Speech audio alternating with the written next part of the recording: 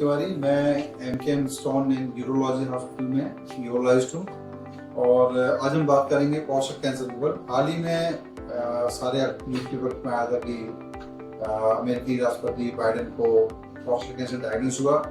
उसके बाद अचानक पेशेंट की क्वेरी मुझसे बढ़ गई कि प्रोस्टेट कैंसर इतने बड़े देश के राष्ट्रपति को प्रोस्टेट कैंसर हो गया, वो भी स्टेज 4, लगभग वो हड्डी तक चला गया है। तो ऐसा कैसे हो गया, मिस कैसे हो गया? उनकी तो हर महीने चालू थी, हर 6 महीने जांच होती, फिर मिस कैसे कर गया? मिस इसलिए हो गया क्योंकि उन्होंने अपने लक्षणों को नहीं पहचाना। तो एक्चुअली सबसे पहला प्रश्न आता है कि प्रोस्टेट क्या होता है। प्रोस्टेट एक अखरोट जैसी एक ग्रंथि होती है जो पेशाब की थैली और यूरिन के रास्ते के बीच में होती है। इसका मुख्य काम होता है सीमेंट को बनाना, वीर्य को बनाना, और वीर्य के एक बड़े भाग को ये प्रिपेयर करती है। जब ये 40 साल का जब उम्र बढ़ती है तो धीरे धीरे ये अपने आकार में वृद्धि करती है, जिससे वो जो खोखला पाइप बीच में से गया है पेशाब का रास्ता, वो ब्लॉक में लगता है, दबने लगता है और पेशेंट को लक्षण आते हैं। ये प्रोस्टेट की बीमारी तब कहलाती है जब वो इस तरह के लक्षण से मरीज आता है। तो कैंसर क्या है? कैंसर वो है जब भी कोई कोशिका शरीर की जो है, जिससे अपन बने हुए हैं, हर कोशिका से मिलाकर ही कोई शरीर बनता है। जब कोशिका ये भूल एक निश्चित अवधि तक बढ़ती है, उसके बाद वो रुक जाती है उसकी अवधि। तो अगर प्रोस्टेट की कोशिकाएं बढ़ती हैं और बढ़ती चली जाती है, रुकना बंद कर देती हैं, तब उसको अपन कैंसर कहते हैं। और जब वो एकदम अनलिमिटेड हो जाएगी, तो बढ़ते बढ़ते वो रास्ते को जाम कर देगी, शरीर फैल जाएगी, तब उसको कहते हैं कि भाई प्रोस्टेट कैंसर बढ़ गया और स्टेज 4 पहुंच गया और प्रोस्टेट से वो हड्डियों में तक पहुंच गया, तो इसको कहते हैं कि स्टेज 4 का कैंसर। प्रोस्टेट कैंसर जो एक बहुत लोगों में भ्रांति रहती है कि पता कैसे चले। तो इतने बड़े आदमी को जिनकी 10 जांचें पूरी सुविधाएं वो नहीं पढ़ पाए, तो अपन कैसे पढ़ेंगे? सबसे इम्पोर्टेंट लक्षणों को पहचानना। अगर आप रात में एक बार ज्यादा उठ रहे हैं या यूरिन बार जा रहे हैं, लगभग हर घंटे में जा रहे हैं, या आप कहीं बैठे हैं, ट्रैवल कर रहे हैं और यूरिन बहुत जोर से लगा है और आपको लगता नहीं भाई मैं रोक नहीं पाऊंगा, गाड़ी रोको नहीं तो मेरी नींद पे आएगी, या फिर रुक के आ रही है, एक बार निकली फिर रुक गई, भी थोड़ी और आई, या लगता अंदर हर समय फीलिंग रहती है कि अंदर और है। ये सब जो लक्षण है वो अपन लगता है उम्र के साथ समान लक्षण हो सकते हैं, लेकिन ये लक्षण ही प्रोस्टेट कैंसर की शुरुआत हो सकती है। तो कोई भी अगर यूरिन संबंधी जो आपके नेचुरल यूरिन पास कर रहे हैं, उसमें कुछ एबनॉर्मलिटी फील कर रहे हैं, तो आप तुरंत यूरोलॉजिस्ट को दिखाएं। क्योंकि आजकल जो हम डेली एक्टिविटी, डेली अखबारें पढ़ते हैं, न्यूज़पेपर्स पढ़ते हैं, सुनते हैं कि बीमारी की अब कोई उम्र नहीं रह गई। लेटेस्ट हमने 35 ईयर के एक मेल को प्रोस्टेट कैंसर डायग्नोस किया, ऑलरेडी वो फैल चुका था। तो इसलिए प्रोस्टेट कैंसर की कोई उम्र नहीं है, ऐसा नहीं कि, लेकिन हाँ यदि बोला है कि इन लोगों में ज्यादा होती है, तो जो भी 40 साल से ऊपर है या 45 साल से ऊपर में, तो 100% PSA टेस्ट करना चाहिए, ब्लड टेस्ट कराना चाहिए। प्रोस्टेट कैंसर तो नहीं है। यदि आपके घर में चाचा मामा, यदि किसी फादर हो किसी को प्रोस्टेट कैंसर की हिस्ट्री है, तो आप उसको PSA टेस्ट और जल्दी 40 साल की उम्र से शुरू कर दे टेस्ट करना। हर साल कीजिए और उसकी हर साल एक बार कंसल्ट करने में कोई नुकसान नहीं होता। तो आसपास यूरोलॉजिस्ट को आप साल में एक बार दिखा लीजिए, तो इससे अपन इसको जल्दी पहचान सकते हैं। तो नेक्स्ट प्रश्न आता है कि मैं तो नॉर्मल व्यक्ति हूँ, मुझे प्रोस्टेट कैंसर खतरा कैसे होता है? तो आप नॉर्मल व्यक्ति हैं, नहीं, आपको ऐसा नहीं कि आप प्रोस्टेट कैंसर से इम्यून है और आपको खतरा नहीं। खतरा हर किसी को, पहचान नहीं पा रहे। तो इनको ज्यादा क्या रखना है, जिनको ये सब लक्षण है जो मैंने बताया, या फिर जिनके घर में कैंसर की हिस्ट्री जैसे मैंने बताया, या फिर आप रेगुलर स्मोक करते हैं डेली, यदि स्मोकिंग कर रहे हैं तो उसको रोकिए, या आप अल्कोहल लेते हैं रेगुलर, या आप बहुत ज़्यादा मोटे हैं और आपकी खान पान में बहुत ज़्यादा ऑयली फूड खा रहे हैं, तो इन सब मरीजों में ये बीमारी होने की संभावना ज़्यादा रहती है। तो अगर ये सब के साथ में आपको यूरिन की फ्रिक्वेंसी, अर्जेंट जाना पड़े, रोज क्या रही, फोर्स करने में टाइम लग रहा है, ये सब भी साथ में हो रहा है, तो आप तुरंत प्रोस्टेट कैंसर की जाँच कराएं। अब जाँच कैसे होगी? तो अपनी यूरोलॉजिस्ट से मिलिए सबसे पहले। यूरोलॉजिस्ट जो भी आसपास उससे अपॉइंटमेंट फिक्स कीजिए और वो आपको 3 या 4 टेस्ट कराएगा, जैसे कि PSA टेस्ट, दूसरा आपको एग्जामिन करेगा, आपको लैट्रिन से चेक करेगा प्रोस्टेट ग्रंथि की उसमें कुछ उभार तो नहीं है या कठोरता तो नहीं है, और तीसरा सोनोग्राफी होगी कि उसमें सोनोग्राफी द्वारा देखते हैं कि साइज क्या है प्रोस्टेट की, उसमें आसपास का मुंह तो नहीं फैल गया या और कुछ साथ में किडनी में स्वेलिंग तो नहीं है, तो सोनोग्राफी। और चौथा यूरिन का एक simple test RN routine microscopy, इसमें पता चलता कि आपको अन्य कोई बीमारी एसोसिएटेड तो नहीं है। तो 3-4 टेस्ट छोटे छोटे होते हैं जो कि रूटीनली एक दिन में या 4-5 घंटे हो सकते हैं। तो जब भी आपको ऐसे लक्षण हो या आपकी हिस्ट्री घर में प्रोस्टेट कैंसर की, तो आपको ये जांचें करानी है। अब अगर मान लो आपका PSA बढ़ा हुआ है, मतलब यूजुअली हम लोग कहते हैं कि यदि 4 से ऊपर है तो इसका मतलब कि आपको प्रोस्टेट कैंसर की संभावना है। बट इंडिया में एक चीज बहुत महत्वपूर्ण है कि सब क्लिनिकल क्रॉनिक प्रोस्टेटाइटिस एक बीमारी होती है जो कि और पुरुषों में 40 या 35 के बाद अक्सर पाई जाती है। इसके लक्षण कई बार नहीं आते, इसलिए ज़्यादातर यदि 100 पेशेंट पीएस से ज़्यादा 4 से ज़्यादा के आते हैं तो उनमें हम लोग एंटीबायोटिक की निश्चित अवधि तक कोर्स देते हैं और उससे पीएस से कंट्रोल हो जाता है तो वेल एंड गुड। और नहीं होता है तो आपको तुरंत नेक्स्ट जांच के लिए न्यूरोलॉजिस्ट से मिलना चाहिए। आपने जांच करा ली है, टेस्ट करके आप डॉक्टर पर सामने बैठे हैं, पीएस से आपका मान लीजिए 8 आ रहा है और सोनोग्राफी प्रोस्टेट साइज कुछ आ रही है या और लक्षण तो आपको है, तो कुछ निश्चित अभी तक दवाई भी खा ली आपने फिर भी आपका पीएस से कम नहीं हुआ, तो ऐसे में आपको नेक्स्ट जांच, कुछ लोग कहते हैं एमआरआई बाद में करना चाहिए, कुछ लोग कहते हैं एमआरआई पहले करना चाहिए, बट मेरा सोचना है और बहुत लोगों को सोचना है कि एमआरआई पहले करना चाहिए। उसके एमआरआई से हमें ये पता चल जाता है कि प्रोस्टेट के ग्रंथि के अंदर कौन से भाग में वो बीमारी पनप रही है, जिससे हम उसकी बायोप्सी प्रॉपर तरीके से कर दें। बायोप्सी से डरना नहीं, मेरे और भी वीडियो डले यूट्यूब में बायोप्सी के बारे में, उनको आप देखिए। बायोप्सी शब्द बहुत खराब है और इसका अपने इंडिया में बायोप्सी सबसे लोग बैकफुट से जाते नहीं, बायोप्सी नहीं करेंगे कैंसर फैल जाएगा, कैंसर फैल जाएगा।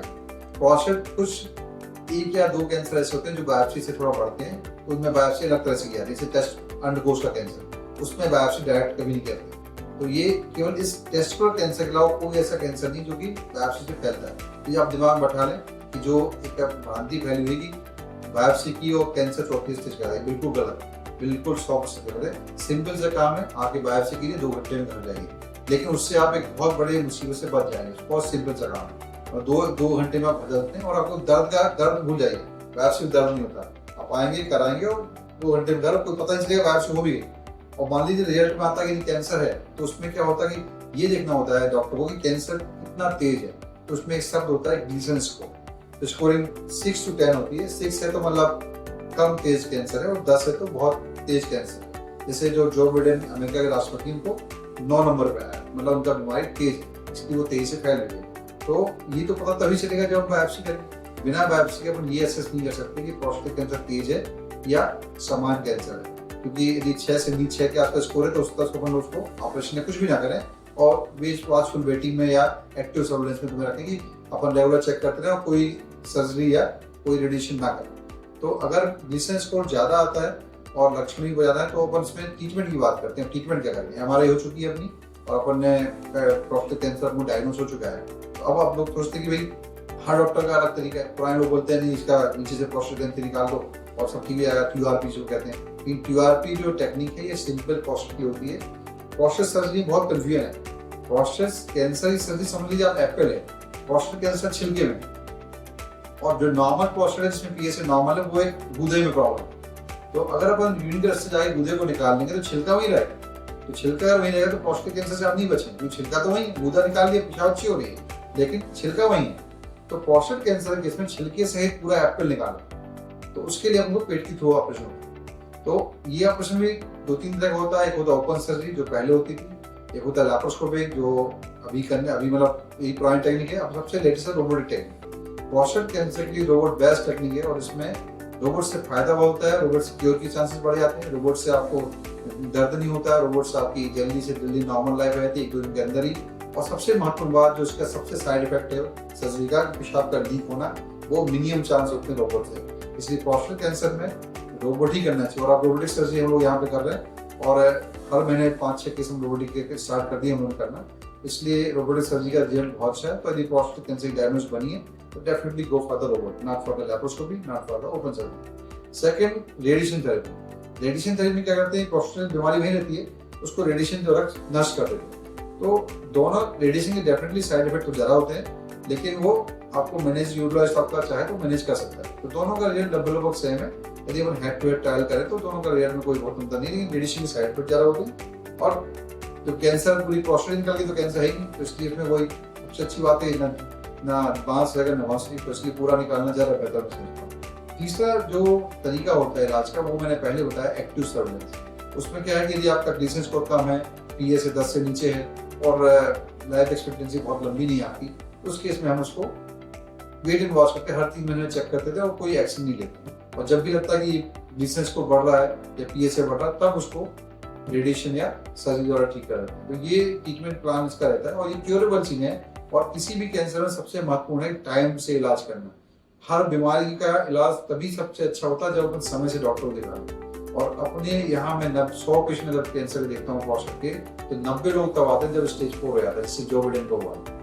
तो उस स्थिति तक नहीं पहुंचना है। अगर आपको लक्षण आ रहे हैं, घर में हिस्ट्री है, आप स्मोक कर रहे हैं, ओबेसिटी है, मोटापा है और थोड़ा भी पेशाब के लक्षण, तो डॉक्टर से टेस्ट कराएं। यदि डॉक्टर से नहीं मिलना है तो over the counter PSA test जरूर करा लें, और पीएसए बढ़ाओ तो यूरोलाइज करें। तो हमें इस बीमारी से डरना नहीं है, इससे लड़ना है, और ये क्योरेबल है, पूरी तरह ठीक होने वाली चीज है, और आप अपनी जीवन नॉर्मल लाइफ जी सकते हैं इसके बाद भी। तो बिल्कुल भटकना नहीं है, और आपको लगता है लक्षण है तो तुरंत आप यूरोलॉजिस्ट से कंसल्ट करें, और नहीं करें तो पीएसए टेस्ट कराएं, ये सबसे जरूरी चीज है। तो अब ये तो बात हुई अपनी कि प्रोस्टेट कैंसर क्या था, उसका इलाज क्या था, और आपको यदि प्रोस्टेट कैंसर नहीं है और आप बिल्कुल पीएसए नॉर्मल है, कोई लक्षण नहीं हो, 40 से ऊपर है, तो कैसे बचें इससे? बचना बहुत इंपॉर्टेंट है। सबसे पहले आपको डेयरी प्रोडक्ट्स, दूध के प्रोडक्ट्स थोड़ा कम कर दीजिए, प्रोसेस मीट मत लीजिए, नॉनवेज खाते हैं तो मीट वगैरह, प्रोसेस मीट बिल्कुल बंद कर दीजिए। रेगुलर एक्सरसाइज कीजिए, 5 किलोमीटर वॉक बहुत जरूरी है। हाई फाइबर डाइट खाइए और अपना नियमित चेकअप कराते रहिए। हेल्थ इज वेल्थ, इसलिए रेगुलर एक्सरसाइज, हेल्दी डाइट और डेयरी प्रोडक्ट कम और मीट वगैरह कम, ये 4 चीजें बहुत महत्वपूर्ण है प्रोस्टेट कैंसर में।